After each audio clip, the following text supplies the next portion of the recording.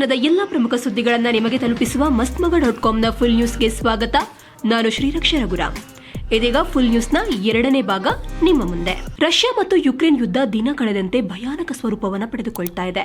ಇದರ ನಡುವೆಯೇ ಈಗ ರಷ್ಯಾದ ಪರಮಾಣು ಪಡೆಗೆ ಅಲರ್ಟ್ ಆಗಿರುವಂತೆ ಪುಟಿನ್ ಆದೇಶವನ್ನು ಕೊಟ್ಟಿದ್ದಾರೆ. ಈ ಬಗ್ಗೆ ರಾಷ್ಟ್ರೀಯ ಮಾಧ್ಯಮ ಉದ್ದೇಶಿಸಿ ಮಾತನಾಡಿದ ಪುಟಿನ್, ಯುರೋಪ್ ಹಾಗೂ ಅಮೆರಿಕದ ಮಿತ್ರ ರಾಷ್ಟ್ರಗಳು ಸೇರಿಕೊಂಡು ರಷ್ಯಾ ಮೇಲೆ ಸ್ಯಾಂಕ್ಷನ್ ಅನ್ನು ಹೇರ್ತಾ ಇವೆ, ಅನ್ಫ್ರೆಂಡ್ಲಿ ಕ್ರಮಗಳನ್ನು ಕೈಗೊಳ್ತಾ ಇವೆ. ಇದರ ಜೊತೆಗೆ ಪಾಶ್ಚಿಮಾತ್ಯ ರಾಷ್ಟ್ರಗಳ ನಾಯಕರು ರಷ್ಯಾ ವಿರುದ್ಧ ಆಕ್ರಮಣಕಾರಿ ಹೇಳಿಕೆಯನ್ನು ಕೊಡ್ತಾ ಇದ್ದಾರೆ. ಅಲ್ಲದೆ ನ್ಯಾಟೋ ಕೂಡ ತನ್ನ ಸೈನ್ಯ ಶಕ್ತಿಯನ್ನ ಇನ್ನಿಲ್ಲದಂತೆ ನಿಯೋಜಿಸ್ತಾ ಇದೆ.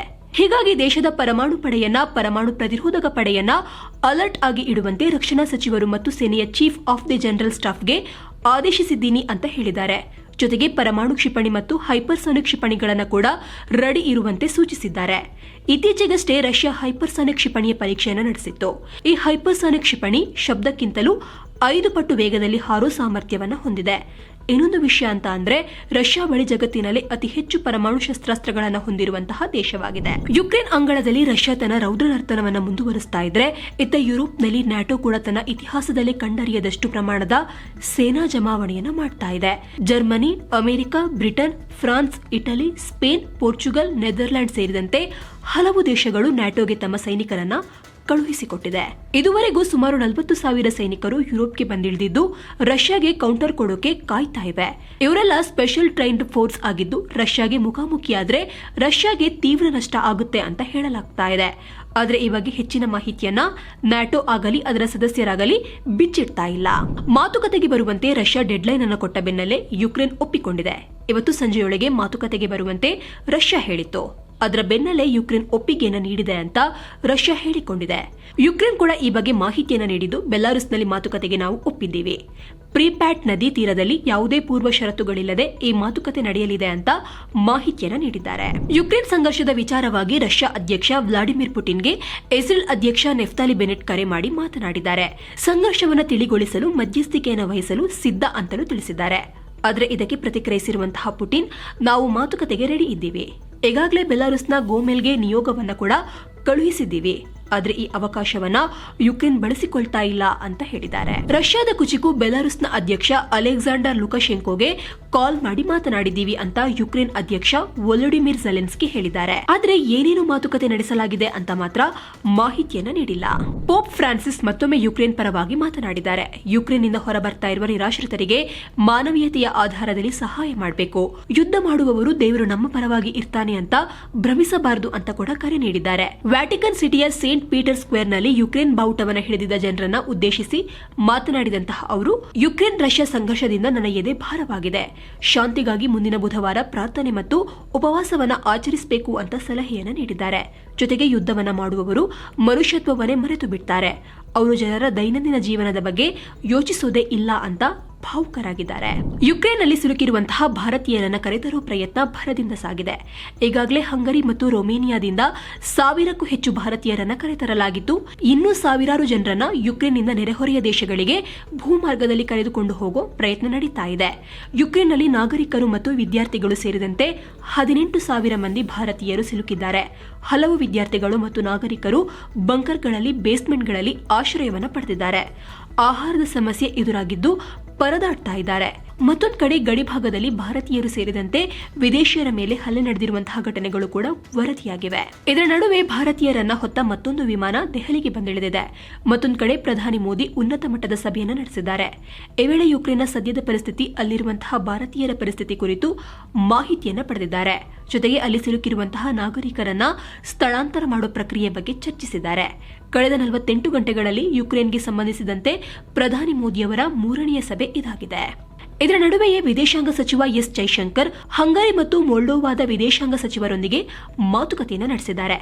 ಈ ವೇಳೆ ಯುಕ್ರೇನ್ನಲ್ಲಿ ಸಿಲುಕಿರುವಂತಹ ಭಾರತೀಯರ ಸುರಕ್ಷಿತ ಸ್ಥಳಾಂತರಕ್ಕೆ ಸಹಾಯವನ್ನ ಮಾಡಿ ಅಂತ ಮನವಿ ಮಾಡಿದ್ದಾರೆ.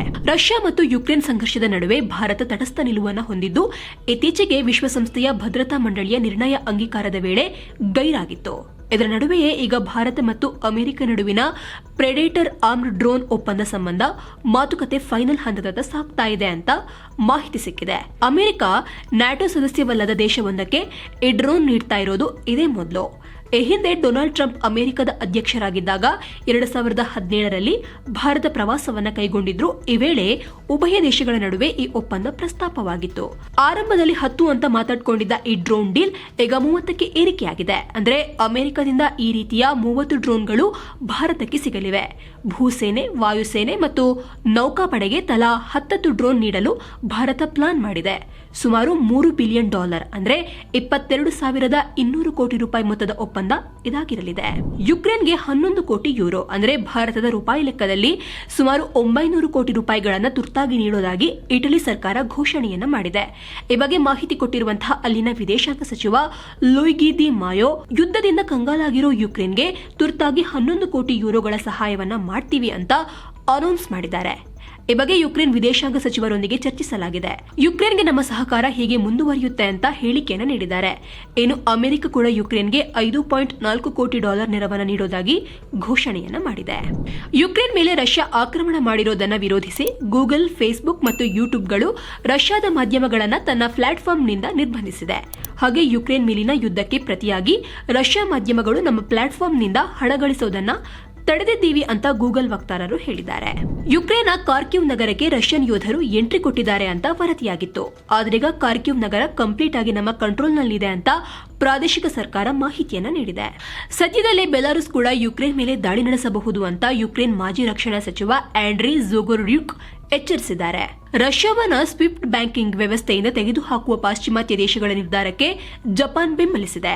ಫ್ರಾನ್ಸ್, ಇಟಲಿ ಕೂಡ ಯುರೋಪಿನ ಹಲವು ರಾಷ್ಟ್ರಗಳ ಪಟ್ಟಿಗೆ ಸೇರಿದೆ. ತಮ್ಮ ವಾಯು ಪ್ರದೇಶವನ್ನು ರಷ್ಯಾಗೆ ಮುಚ್ಚಿ ಆದೇಶವನ್ನು ಹೊರಡಿಸಿವೆ. ಈ ಮೂಲಕ 15ಕ್ಕೂ ಹೆಚ್ಚು ಯುರೋಪಿಯನ್ ದೇಶಗಳು ರಷ್ಯಾಗೆ ತಮ್ಮ ವಾಯು ಪ್ರದೇಶವನ್ನು ಮುಚ್ಚಿದಂತಾಗಿದೆ. ಬಿಜೆಪಿ ಅಧ್ಯಕ್ಷ ಜೆಪಿ ನಡ್ಡಾರ ಟ್ವಿಟರ್ ಅಕೌಂಟ್ ಇವತ್ತು ಬೆಳಗ್ಗೆ ಹ್ಯಾಕ್ ಆಗಿತ್ತು. ಹ್ಯಾಕ್ ಆದ ಅಕೌಂಟ್ ಮೂಲಕ ಯುಕ್ರೇನ್ ರಾಜಧಾನಿ ಕೀವ್ಸ್ ಅನ್ನ ವಶಪಡಿಸಿಕೊಂಡಿರುವಂತಹ ರಷ್ಯಾ ಸೇನೆಗೆ ಕ್ರಿಪ್ಟೋ ಕರೆನ್ಸಿ ಮೂಲಕ ದೇಣಿಗೆಯನ್ನು ನೀಡಿ ಅನ್ನುವ ಸಂದೇಶವನ್ನ ಪೋಸ್ಟ್ ಮಾಡಲಾಗಿತ್ತು. ನಂತರ ಕೇವಲ 5 ನಿಮಿಷದಲ್ಲಿ ಆ ಸಂದೇಶ ಕಣ್ಮರೆಯಾಗಿತ್ತು. ಇದೀಗ ಜೆಪಿ ನಡ್ಡಾ ಅವರ ಟ್ವಿಟರ್ ಖಾತೆಯನ್ನು ಸರಿಪಡಿಸಲಾಗಿದೆ. ಆದರೆ ಇತ್ತೀಚಿನ ದಿನಗಳಲ್ಲಿ ಭಾರತದ ಪ್ರಧಾನಿ ನರೇಂದ್ರ ಮೋದಿ ಸೇರಿದಂತೆ ಅನೇಕ ರಾಜಕೀಯ ನಾಯಕರ ಟ್ವಿಟರ್ ಖಾತೆಯನ್ನ ಹ್ಯಾಕರ್ಗಳು ಹ್ಯಾಕ್ ಮಾಡಲು ಪ್ರಯತ್ನಿಸ್ತಾ ಇದ್ದಾರೆ. ಉತ್ತರ ಪ್ರದೇಶ ವಿಧಾನಸಭಾ ಚುನಾವಣೆ 5ನೇ ಹಂತದಲ್ಲಿ 61 ಕ್ಷೇತ್ರಗಳಲ್ಲಿ ಮತದಾನ ನಡೆದಿದೆ. ಈ 61 ಕ್ಷೇತ್ರಗಳಲ್ಲಿ ಒಟ್ಟು 2.24 ಕೋಟಿಯಷ್ಟು ಜನರು ತಮ್ಮ ತಮ್ಮ ಮತವನ್ನು ಚಲಾಯಿಸಲು ಅರ್ಹರಾಗಿದ್ದಾರೆ. ಇವತ್ತು ಬೆಳಗ್ಗೆ 7 ಗಂಟೆಯಿಂದ ಆರಂಭವಾದ ಮತದಾನ ಸಂಜೆ 6 ಗಂಟೆಯವರೆಗೆ ನಡೆದಿದ್ದು ಒಟ್ಟು 53.93% ಮತದಾನ ನಡೆದಿದೆ. ಹಾಗೆ 2017ರಲ್ಲಿ ನಡೆದ ವಿಧಾನಸಭಾ ಚುನಾವಣೆಯಲ್ಲಿ ಈ 61 ಕ್ಷೇತ್ರಗಳಲ್ಲಿ ಬಿಜೆಪಿ ಮತ್ತು ಅದರ ಮಿತ್ರ ಪಕ್ಷಗಳು 50ರಲ್ಲಿ ಗೆದ್ದಿತ್ತು. ರಾಜ್ಯದಲ್ಲಿ ನಡೀತಾ ಇರುವಂತಹ ಹಿಜಾಬ್ ವಿವಾದಕ್ಕೆ ಸಂಬಂಧಿಸಿದಂತೆ ಭಾರತದ ಉಪರಾಷ್ಟ್ರಪತಿ ವೆಂಕಯ್ಯ ನಾಯ್ಡು ಪ್ರತಿಕ್ರಿಯಿಸಿದ್ದಾರೆ. ಕರ್ನಾಟಕದಲ್ಲಿ ಈಗ ನಡೀತಾ ಇರುವಂತಹ ಅನಗತ್ಯ ವಿಷಯಗಳಿಗೆ, ವಿವಾದಗಳಿಗೆ ಮಕ್ಕಳನ್ನ ಪ್ರೋತ್ಸಾಹಿಸಬಾರದು. ಹಾಗೆ ಶಾಲೆಗಳಲ್ಲಿ ಯಾವ ಸಮವಸ್ತ್ರ ಇದೆಯೋ ಅದನ್ನೇ ಧರಿಸುವಂತೆ ಮಕ್ಕಳಿಗೆ ತಿಳಿ ಹೇಳಬೇಕು ಅಂತ ಕರೆ ನೀಡಿದ್ದಾರೆ. ಇವತ್ತಿನಿಂದ 2ನೇ ಹಂತದ ಮೇಕೆದಾಟು ಪಾದಯಾತ್ರೆ ಶುರುವಾಗಿದೆ. ಈ ಬಾರಿಯ ಪಾದಯಾತ್ರೆಗೆ ರಾಜ್ಯ ಕಾಂಗ್ರೆಸ್ ಉಸ್ತುವಾರಿ ರಣದೀಪ್ ಸುರ್ಜೇವಾಲಾ ಚಾಲನೆಯನ್ನು ನೀಡಿದ್ದಾರೆ. ರಾಮನಗರದಿಂದ ಪ್ರಾರಂಭವಾಗಿರೋ ಪಾದಯಾತ್ರೆ ಮಾರ್ಚ್ 3ನೇ ತಾರೀಕಿನ ಬೆಳಗ್ಗೆ ನ್ಯಾಷನಲ್ ಕಾಲೇಜ್ ಮೈದಾನ ರೀಚ್ ಆಗಲಿದೆ. ನಂತರ ಅದೇ ದಿನ ಬೆಳಗ್ಗೆ ತಾಯಿ ಚಾಮುಂಡೇಶ್ವರಿಗೆ ಪೂಜೆ ಸಲ್ಲಿಸಿದ ಬಳಿಕ ರಾಮನಗರದ ಬಿಎಂ ರಸ್ತೆಯ ಕನಕಪುರ ಸರ್ಕಲ್ ಬಳಿ ಸಮಾವೇಶ ನಡೆಯಲಿದೆ. ಕಳೆದ ತಿಂಗಳು ಜನವರಿ 9ರಂದು ಮೇಕೆದಾಟು ಪಾದಯಾತ್ರೆ ಪ್ರಾರಂಭವಾಗಿತ್ತು. ಆದರೆ ಕೊರೋನಾ ಸ್ಫೋಟಗೊಂಡ ಹಿನ್ನೆಲೆ ಅರ್ಧದಲ್ಲೇ ಪಾದಯಾತ್ರೆಯನ್ನ ಮೊಟಕುಗೊಳಿಸಲಾಗಿತ್ತು. ಇವತ್ತು ಕರ್ನಾಟಕದ ಮಾಜಿ ಮುಖ್ಯಮಂತ್ರಿ ಬಿಎಸ್ ಯಡಿಯೂರಪ್ಪ ಅವರಿಗೆ 79ನೇ ವರ್ಷದ ಹುಟ್ಟುಹಬ್ಬ. ಹೀಗಾಗಿ ಬೆಂಗಳೂರಿನ ರಾಧಾಕೃಷ್ಣ ದೇವಸ್ಥಾನದಲ್ಲಿ ವಿಶೇಷ ಪೂಜೆಯನ್ನು ಸಲ್ಲಿಸಿದ್ರು. ನಂತರ ಯಡಿಯೂರಪ್ಪನವರ ಕಾವೇರಿ ನಿವಾಸದಲ್ಲಿ ಕೇಕ್ ಕಟ್ ಮಾಡಿದ್ದಾರೆ. ಮಾಜಿ ಸಿಎಂ ಹುಟ್ಟುಹಬ್ಬಕ್ಕೆ ಗಣ್ಯಾತಿ ಗಣ್ಯರು ಶುಭ ಕೋರಿದ್ದಾರೆ. ಹಿಂದೂ ಮಹಾಸಾಗರದಲ್ಲಿರುವ ಆಫ್ರಿಕನ್ ದ್ವೀಪ ರಾಷ್ಟ್ರ ಕೊಮೊರೊಸ್ನಲ್ಲಿ ಪ್ರಯಾಣಿಕ ವಿಮಾನವೊಂದು ಪತನವಾಗಿದೆ. ಹಿಂದೂ ಮಹಾಸಾಗರದ ಕೊಮೊರೊಸ್ಗೆ ಸೇರಿದ ದ್ವೀಪದ ಬಳಿಯಲ್ಲಿ ಇದು ಅಪಘಾತಕ್ಕೀಡಾಗಿದೆ.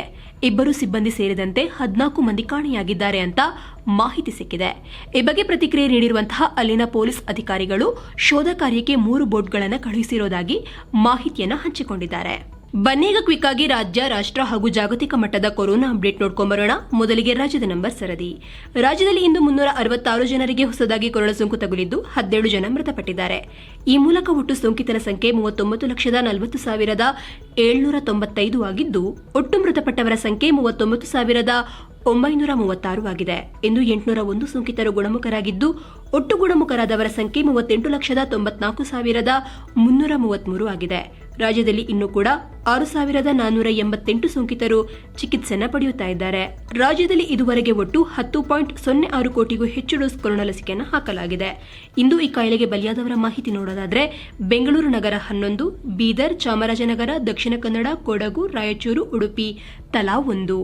ಇಂದು ದಾಖಲಾದ ಹೊಸ ಪ್ರಕರಣದ ಮಾಹಿತಿ ನೋಡೋದಾದ್ರೆ ಬೆಂಗಳೂರು ನಗರ 224, ಬೆಳಗಾವಿ, ಮೈಸೂರು ತಲಾ 17, ದಕ್ಷಿಣ ಕನ್ನಡ 10, ಬಳ್ಳಾರಿ, ಕಲಬುರಗಿ ತಲಾ 9, ಹಾಸನ 8, ಧಾರವಾಡ, ತುಮಕೂರು ತಲಾ 7, ಚಿತ್ರದುರ್ಗ 6, ಕೊಪ್ಪಳ, ಉಡುಪಿ, ಉತ್ತರ ಕನ್ನಡ ತಲಾ 5, ಚಾಮರಾಜನಗರ, ಚಿಕ್ಕಬಳ್ಳಾಪುರ, ಕೊಡಗು, ರಾಯಚೂರು, ಶಿವಮೊಗ್ಗ ತಲಾ 4, ಯಾದಗಿರಿ 3, ಬಾಗಲಕೋಟೆ, ಬೀದರ್, ಚಿಕ್ಕಮಗಳೂರು, ಹಾವೇರಿ, ಮಂಡ್ಯ ತಲಾ 2, ದಾವಣಗೆರೆ, ಕೋಲಾರ, ರಾಮನಗರ, ವಿಜಯಪುರ ತಲಾ 1. ಇನ್ನು ದೇಶದ ವಿಚಾರಕ್ಕೆ ಬಂದರೆ ಕಳೆದ 24 ಗಂಟೆಗಳಲ್ಲಿ 10,273 ಜನರಿಗೆ ಹೊಸದಾಗಿ ಕೊರೋನಾ ಸೋಂಕು ದೃಢಪಟ್ಟಿದ್ದು 243 ಸೋಂಕಿತರು ಮೃತಪಟ್ಟಿದ್ದಾರೆ. ಈ ಮೂಲಕ ಒಟ್ಟು ಸೋಂಕಿತರ ಸಂಖ್ಯೆ 4,29,16,000 ದಾಟಿದ್ದು ಒಟ್ಟು ಮೃತಪಟ್ಟವರ ಸಂಖ್ಯೆ 5,13,724 ಆಗಿದೆ. ಕಳೆದ 24 ಗಂಟೆಗಳಲ್ಲಿ 20,439 ಸೋಂಕಿತರು ಗುಣಮುಖರಾಗಿದ್ದು ಒಟ್ಟು ಗುಣಮುಖರಾದವರ ಸಂಖ್ಯೆ 4,22,90,000 ದಾಟಿದೆ. ದೇಶದಲ್ಲಿ ಇನ್ನೂ ಕೂಡ 1.11 ಲಕ್ಷಕ್ಕೂ ಹೆಚ್ಚು ಸೋಂಕಿತರು ಚಿಕಿತ್ಸೆಯನ್ನು ಪಡೆಯುತ್ತಾ ಇದ್ದಾರೆ. ಭಾರತದಲ್ಲಿ ಗುಣಮುಖ ಪ್ರಮಾಣ 98.54% ಇದ್ದು ಸಾವಿನ ಪ್ರಮಾಣ 1.20% ಇದೆ. ದೇಶದಲ್ಲಿ ನಿನ್ನೆ 74.05 ಲಕ್ಷಕ್ಕೂ ಅಧಿಕ ಡೋಸ್ ಕೊರೋನಾ ಲಸಿಕೆಯನ್ನು ಹಾಕಲಾಗಿದ್ದು ಇದುವರೆಗೆ ಒಟ್ಟು 177.44 ಕೋಟಿಗೂ ಅಧಿಕ ಡೋಸ್ ಲಸಿಕೆ ಹಾಕಿದಂತಾಗಿದೆ. ಇನ್ನು ಜಾಗತಿಕ ವಿಚಾರಕ್ಕೆ ಬಂದರೆ ಇಡೀ ಪ್ರಪಂಚದಲ್ಲಿ ಕಳೆದ 24 ಗಂಟೆಗಳಲ್ಲಿ 12.63 ಲಕ್ಷಕ್ಕೂ ಹೆಚ್ಚು ಜನರಿಗೆ ಕೊರೋನಾ ಸೋಂಕು ದೃಢಪಟ್ಟಿದೆ. ಈ ಮೂಲಕ ಜಾಗತಿಕ ಸೋಂಕಿತರ ಸಂಖ್ಯೆ 43.44 ಕೋಟಿ ದಾಟಿದ್ದು ಒಟ್ಟು ಮೃತಪಟ್ಟವರ ಸಂಖ್ಯೆ 59.45 ಲಕ್ಷ ದಾಟಿದೆ.